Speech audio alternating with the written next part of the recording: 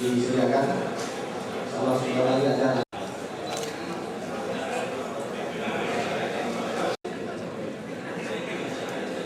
Masuk Jakarta dan Ketua Dewan Pimpinan Daerah Partai Amanat Nasional Besar Partai Amanat Nasional Daerah Istimewa Partai Amanat Nasional Daerah Istimewa Yogyakarta, dari Partai Golkar, dari Partai Keadilan Sejahtera, dan mohon maaf mati.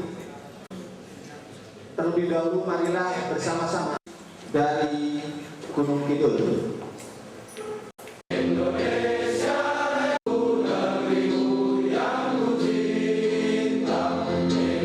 Saudara-saudaraku yang kami banggakan dan kami hormati, sejujurnya kami menyelenggarakan Musbil saat ini secara fisik dalam keadaan agak lemah, karena sebelumnya kader-kader PAN umumnya turut berpartisipasi untuk mensukseskan muktamar.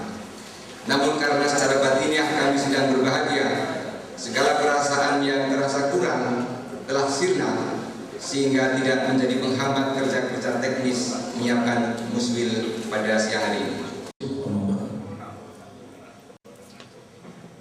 Yang saya cintai, mengatasi kerusakan hutan, bukan program untuk menebang hutan. Masa itu sudah lewat, masa sekarang adalah menanam dan berbenah terhadap kerusakan lingkungan kita. Beliau tokohnya yang gencar sekali, dan juga ada kader kita. Saya sebagai Menko Perekonomian mengerti persis kalau ada yang mengatakan rapornya merah, ya bagaimana hitam bisa, merah bisa, apapun bisa, karena anggarannya saja belum ada, belum turun. Ya jadinya begitu. Jadi sekaligus saya sampaikan, kader kita itu membanggakan, kerjanya baik dan yang saya cintai saudaraku ketua Jakarta ini tenang, teduh, adem, tapi tidak pernah. Kita wajib senantiasa bersyukur kepada Allah Subhanahu wa Ta'ala, Tuhan Pencipta alam, yang ketiga-tiganya sukses dimenangkan oleh kader Partai Amanat Nasional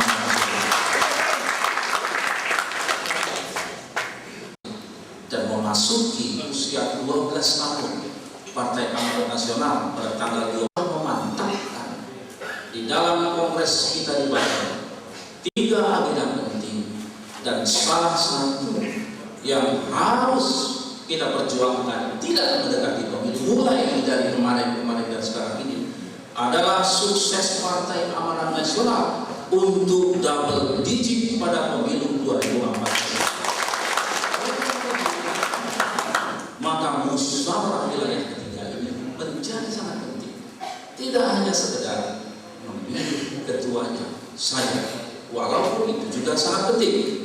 Akan tetapi catatan saya paling penting adalah pertama, lakukan evaluasi keseluruhan dari kinerja kita 5 tahun ke belakang.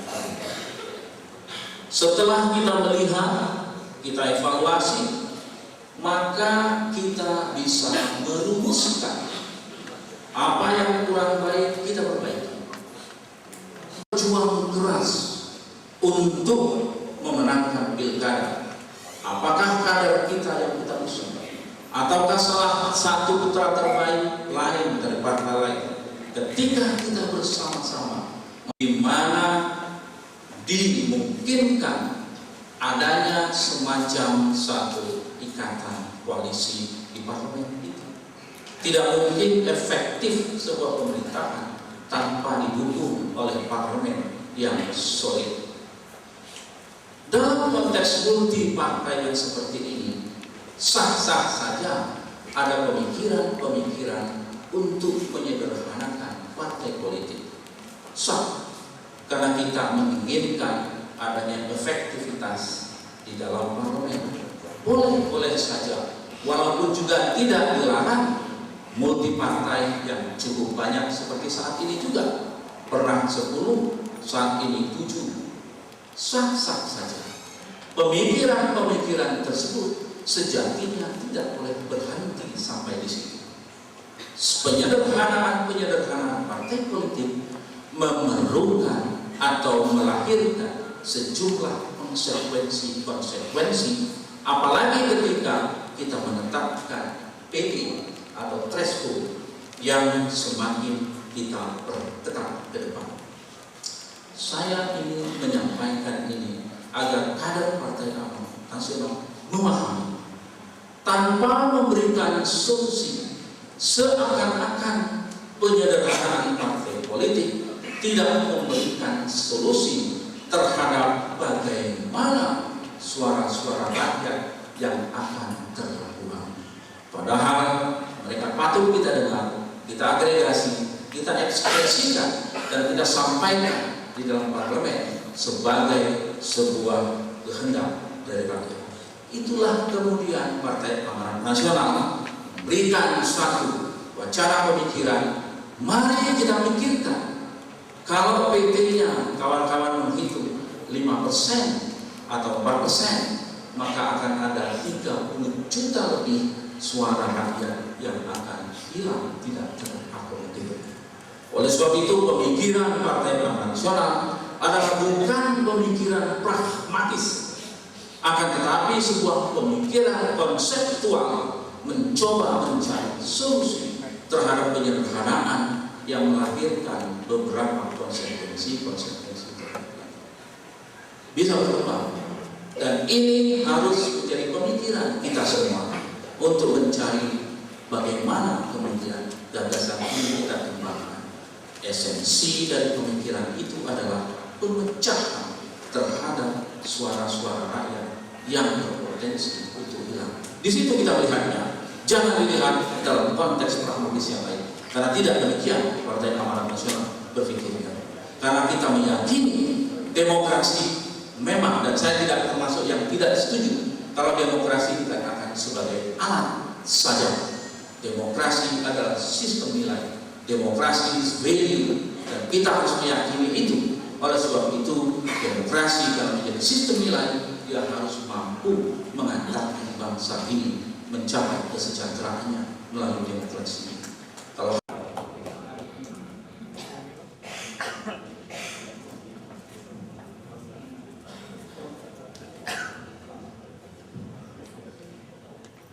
Demikian tadi.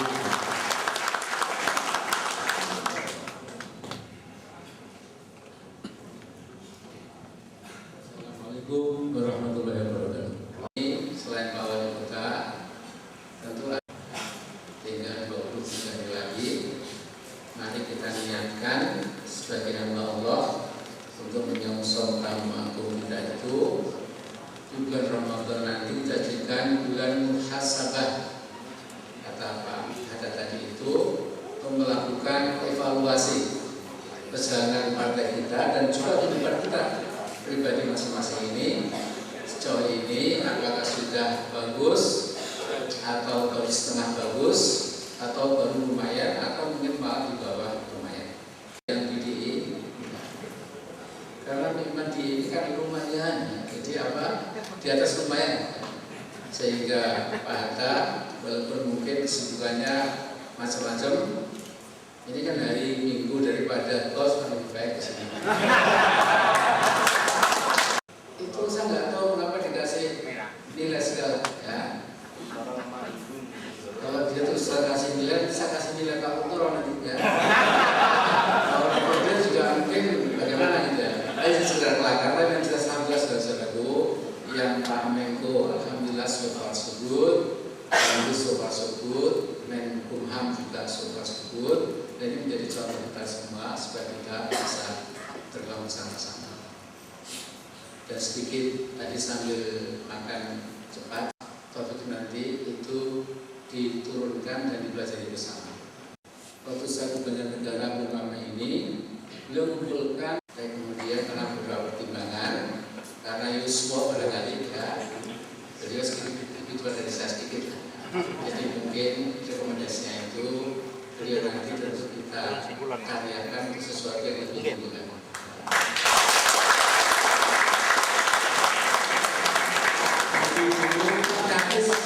Nyaris juga harus juga memperhatikan keistimewaan daerah DIY ini. Jadi itu kombinasi itu harus tetap dijalankan. Kalau menurut konstitusi UUD 45 kan kepala daerah itu harus dipilih.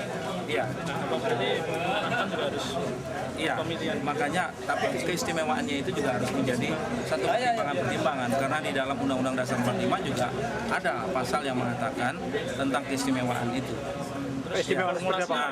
Makanya formulasinya itu PAN itu merumuskan.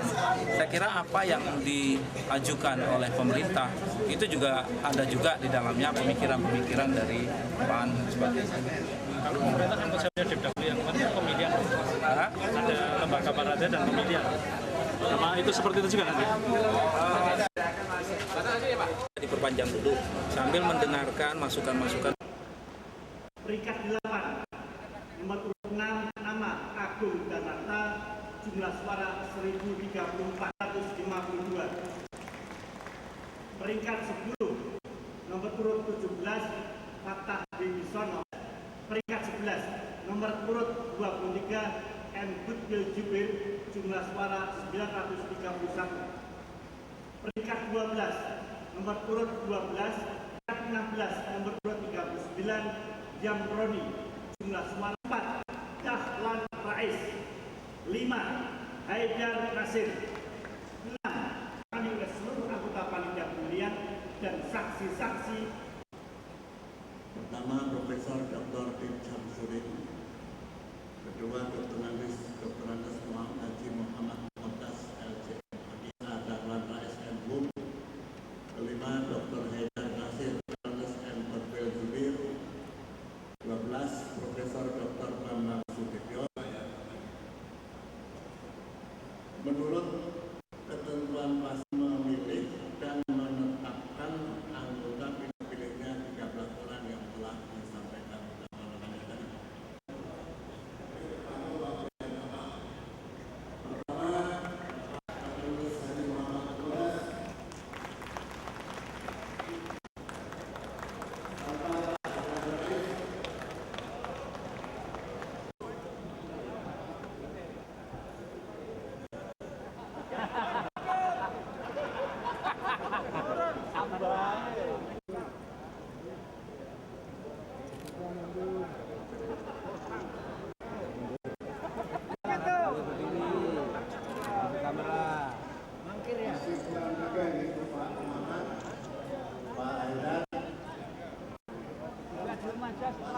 Pilih calon ketua umum dari antara mereka dan mengusulkannya kepada memilih calon ketua umum, juga menetapkan sekretaris umum. Dan ini tidak usah di umumnya, kelengkapan lain-lainnya bisa menyusul. Pas kalian, adapun tempat sidang PP Muhammadiyah mengumumkan bahwa sidang pleno untuk menerima laporan diselenggarakan jam 10 sampai 12 siang ini. Oleh karena itu marilah kita tutup sidang ini dengan jadi para utama ini bisa istirahat. Dalam kita Bapak Anggota PP kami silakan menuju ke dari Kementerian Insinyur Haji Sudadi agar ke depan ke meja sidang.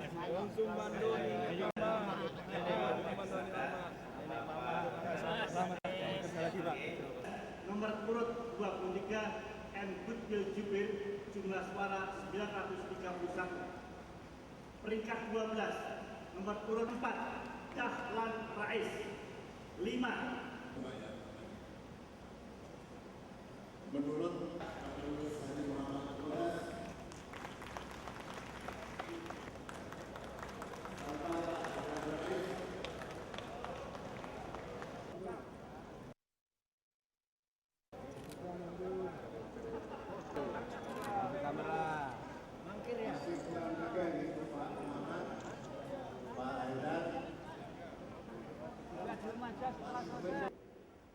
jadi para utama ini bisa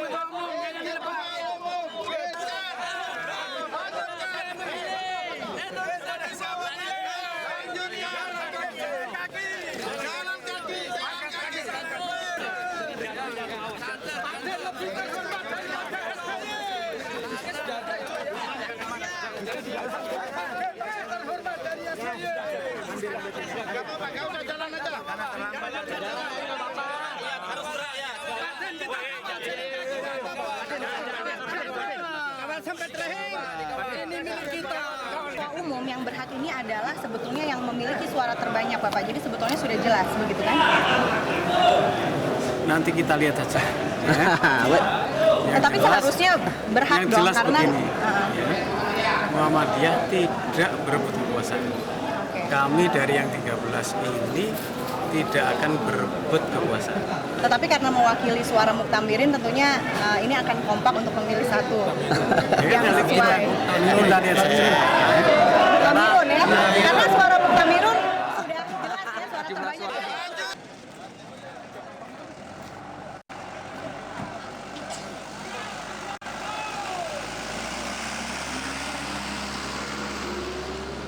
Jubir 12 Profesor Dr. Bambang Sudibyo, ada Lanta SM Hum, kelima Dr. Haidar Nasir. Menurut ketentuan pas memilih dan menetapkan anggota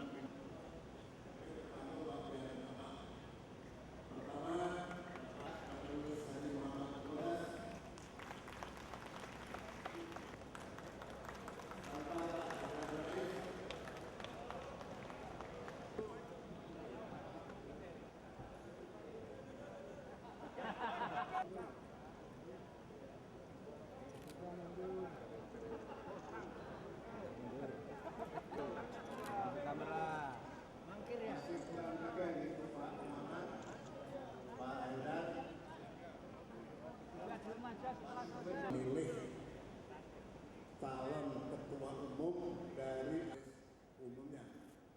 Kelengkapan lain-lainnya bisa menyusul. Mengumumkan bahwa sidang pleno untuk menerima laporan diselenggarakan jam 10 sampai 12 siang ini.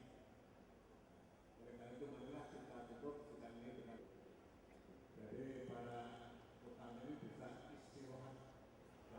Terus siap-siap ya.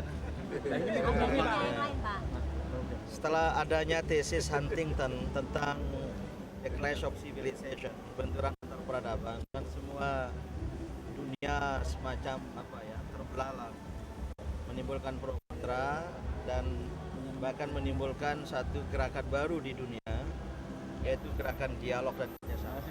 Bahkan menjadi tema PBB, yaitu Dialogue and Cooperation Among Civilization. Nah, oleh karena itu, oleh karena itu, saya jadi hilang katanya. Oleh karena itu, Muhammadiyah ikut dalam gerakan ini sekarang, gerakan dialog dan kerjasama antar peradaban. Bahkan tidak hanya ikut serta di fora dialog itu, baik khusus antar umat beragama ya, maupun di dalam antar kebudayaan dan peradaban dunia ya. Kebetulan saya sendiri sering menghadiri pertemuan itu. Tetapi juga Muhammadiyah ikut memprakarsai antara lain dengan yang disebut World Peace Forum, Forum Perdamaian Dunia yang sudah 3 kali diselenggarakan Muhammadiyah, sekali dalam 2 tahun, 2006, 2008 dan baru terakhir kemarin tanggal 30 Juni sampai 2 Juli The Third World Peace Forum. Itu Muhammadiyah sudah mulai memprakarsai dalam format yang lebih luas, tidak hanya tokoh-tokoh agama, tokoh-tokoh politik, intelektual, media, bisnis ikut hadir. Kemarin sekitar 103 orang tokoh-tokoh dunia hadir di Hotel Sheraton Mustika, Yogyakarta. Nah, inilah kiprah Muhammadiyah, tetapi tidak hanya itu. Muhammadiyah juga konkret dalam konsultasi bangun pemikiran kepada negara-negara G8, kelompok 8, ketepatan langsung untuk resolusi konflik Turki, dan 3 organisasi internasional di Asia Foundation, Humanitarian Dialogue Center dibicarakan di komisi berapa tadi? Bahwa kami atau Muhammadiyah sangat-sangat prihatin ya, terhadap fenomena korupsi yang ternyata belum berakhir, belum mereda di Indonesia, bahkan semakin tampak ya, bahkan dalam bentuk-bentuk baru, maklar kasus, maklar pajak dan lain sebagainya ya. Dan oleh karena itu kita mendorong agar pemberantasan korupsi ini betul-betul diselenggarakan secara lebih intensif lagi ya. Maka tadi disepakati oleh muktamar ini untuk dilakukan pendekatan pembuktian terbalik gitu. Dan itu tentu harus diakomodasi bagaimana perubahan undang-undang atau bisa lewat langkah-langkah, dan terutama kan kita senang mendengar Presiden SBY saya sendiri akan memimpin pemberantasan korupsi gitu. Nah ini yang kita tunggu realisasi dan buktinya dalam perbuatan nyata. Perubahan undang-undang apa aja itu Pak? Ya dalam hal korupsi apakah pembuktian terbalik itu sudah sesuai dengan undang-undang apa tidak gitu. Tapi esensinya sejauh yang saya ketahui belum diakomodasi oleh undang-undang. Tetapi kan bisa saja itu menjadi goodwill ya, menjadi tekad pemerintah ya Pak. Itu pembuktian terbalik sehingga tidak akan menyalahi konstitusi atau undang-undang yang sedang berlaku. Saya melihat tidak ada cara yang lebih baik lagi sementara ini ya, kecuali dengan pembuktian terbalik, dan yang kita tengarai kan luar biasa ya. Maka ada juga tadi ide tentang reformasi lembaga penegak hukum, baik Kejaksaan Agung, Kepolisian Republik Indonesia ya, yang selama ini kita lihat masih ada masalah ya, dan munculnya masalah-masalah baru gitu. Nah bagi Muhammadiyah ini adalah penyakit bangsa yang serius, yang tidak boleh dibiarkan begitu saja. Ini merupakan penampakan dari apa yang disebut dengan tuna aksara moral illiteracy yang sangat-sangat berbahaya bagi bangsa. Ya konkretnya apa yang dilakukan Pak? Gimana? Ya itu tadi lakukan. Pembuktian terbalik itu seperti apa ini? Pembuktian terbalik ya artinya kalau sudah ada indikasi, sudah ada. Masih kosong. Mas Kokan turun dong, Mas Kokan turun. Naik sedikit satu. Maka tadi disepakati oleh muktamar ini untuk dilakukan pendekatan pembuktian terbalik gitu. Dan itu tentu harus diakomodasi bagaimana perubahan undang-undang atau bisa lewat langkah-langkah, dan terutama kan kita senang mendengar Presiden SBY saya sendiri akan memimpin pemberantasan korupsi gitu. Nah ini yang kita tunggu realisasi dan buktinya dalam perbuatan nyata. Perubahan undang-undang apa aja itu Pak yang untuk ya dalam hal korupsi apakah pembuktian terbalik itu sudah sesuai dengan undang-undang apa tidak gitu. Tapi esensinya sejauh yang saya ketahui belum diakomodasi oleh undang-undang. Tetapi kan bisa saja kalau itu menjadi. Saya kira kemenangan DIN dalam daftar 13 orang, dan saya nggak tahu nanti dia jadi ketua umum atau tidak, itu menunjukkan satu bukti bahwa figur di Muhammadiyah itu masih condong pencitraan.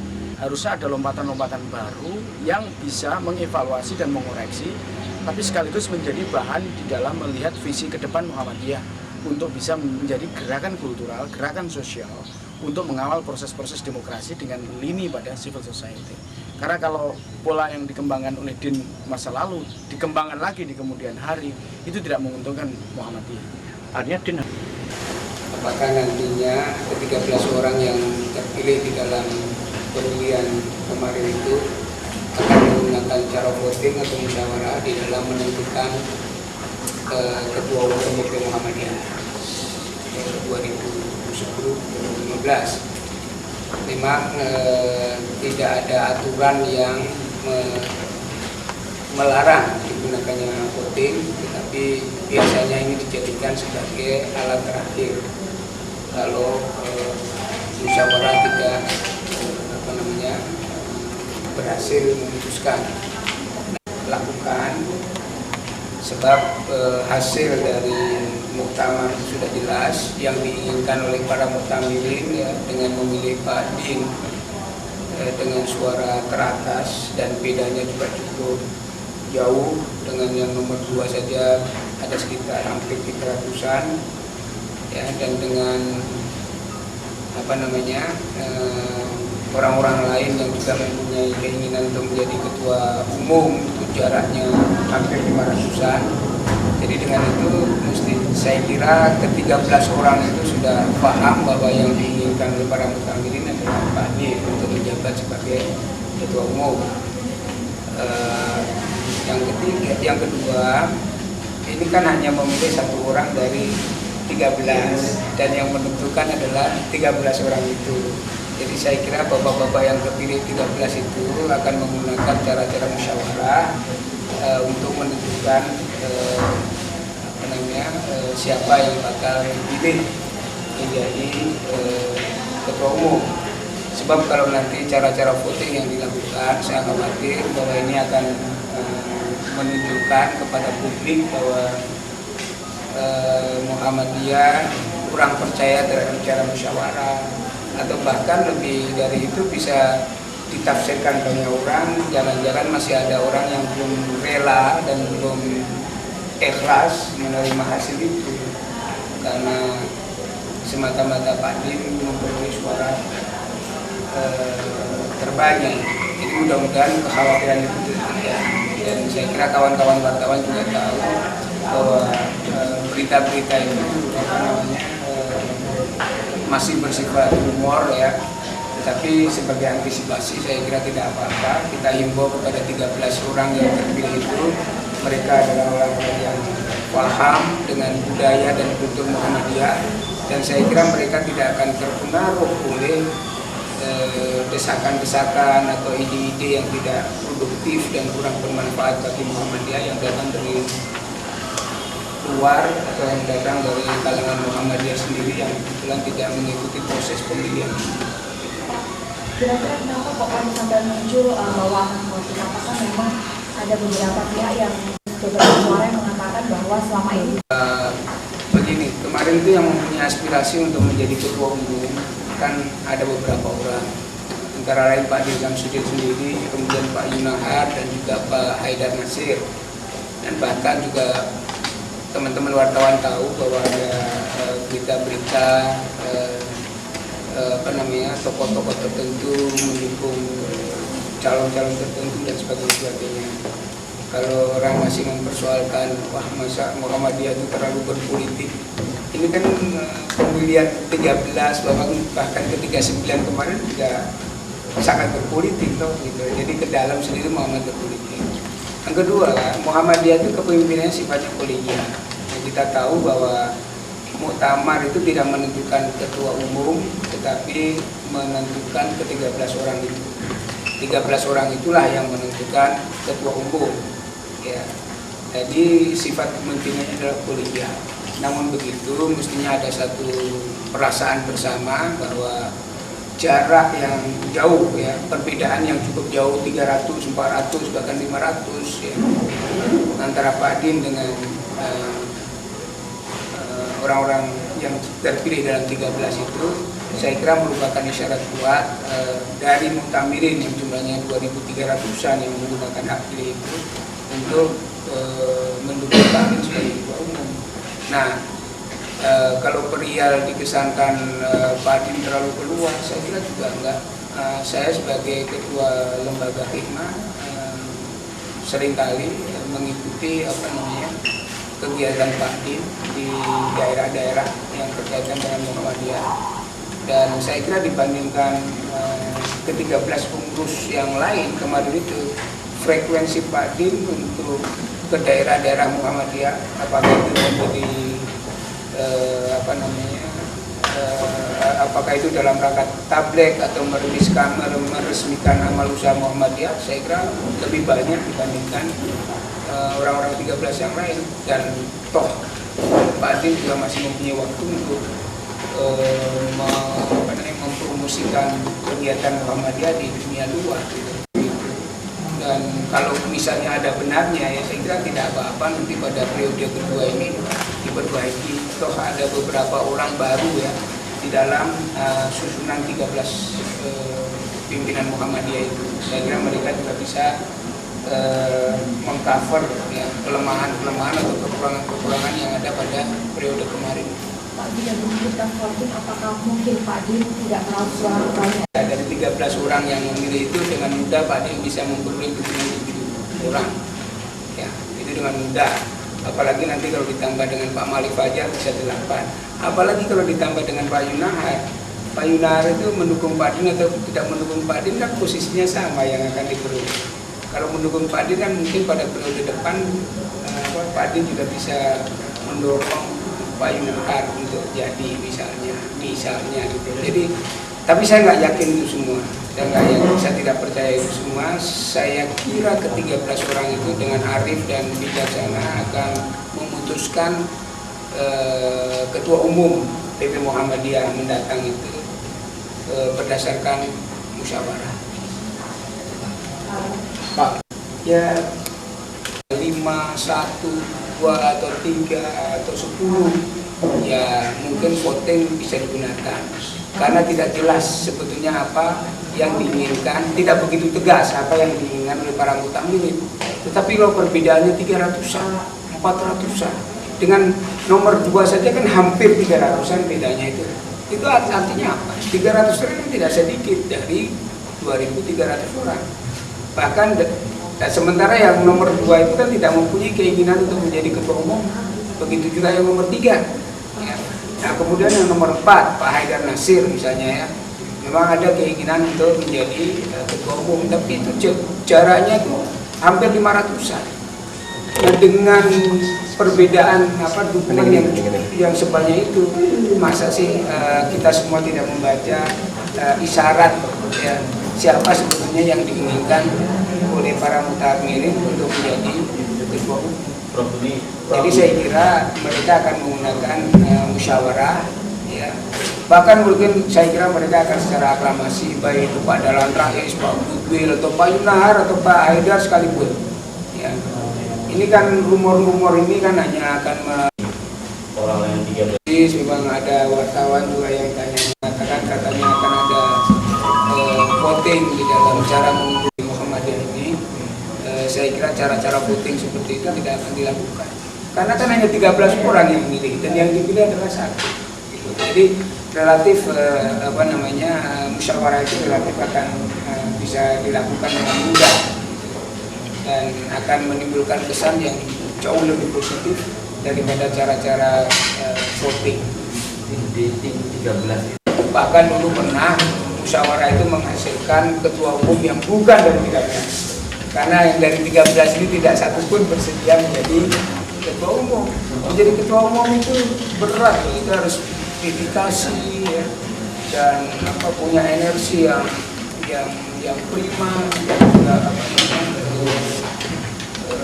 kualitas yang lain. Saya kira ke-13 orang nanti itu di dalam, Anda harus tanya Pak Din, setahu saya tidaklah betapa pimpinan Muhammadiyah kalau pada akhirnya hanya akan pimpinan pusat persyarikatan 9 orang, kemudian milih 13 orang ya. Mobil itu yang mana? Saya kira masyarakat Indonesia, khususnya masyarakat politik Indonesia, bisa belajar dari event Piala Dunia itu dilihat dari segi kesportifan. Jadi mereka bisa menerima kekalahan, bermain dengan baik, dengan menurut aturan-aturan yang ada, dan kalau menang ya tidak terlalu berbangga diri gitu. Selama ini kan kita, apalagi pelaku-pelaku politik kita ini, kalau kalah kan kurang legowo, pasti akan ada aduan-aduan. Anda lihat saja di dalam pilkada-pilkada banyak sekali peserta-peserta pemilihan kepala daerah ini pada akhirnya mempersoalkan hasilnya.